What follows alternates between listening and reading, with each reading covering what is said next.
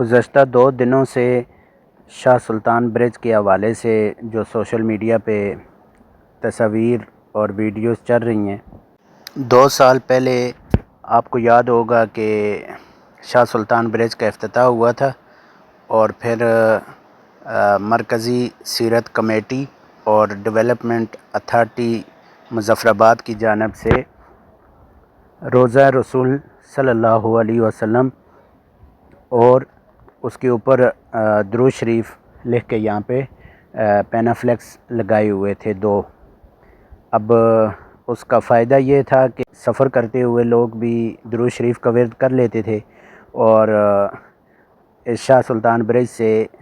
آنے جانے والے لوگ جو پیدل چلتے تھے وہ بھی دیکھ کر درود شریف کم از کم پڑھ لیتے تھے۔ اب ہوا کچھ یوں کہ 2 دن پہلے رات تقریباً 12-1 کے درمیان وہ جو روضہ رسول صلی اللہ علیہ وسلم درود شریف والا پینافلیکس تھے وہ اتارے گئے، اور اس کی جگہ پاک فین اور مظفر الیکٹرک سٹور کے پینافلیکس 2 لگا دیے گئے تھے۔ اب 2 دن بحث چلتی رہی سوشل میڈیا پہ۔ آج رات کو یہ پھر کارروائی یہاں پہ ہوئی اور وہ پینافلیکس دونوں پھاڑ دیے گئے ہیں۔ یہ آپ کو نظر آ رہا ہوگا، اندھیرا ہے اس وقت، لیکن آپ کو یہ نظر آ رہا ہوگا کہ دونوں پینافلیکس یہاں پہ پھاڑ دیے گئے ہیں۔ تو اب آگے دیکھتے ہیں کہ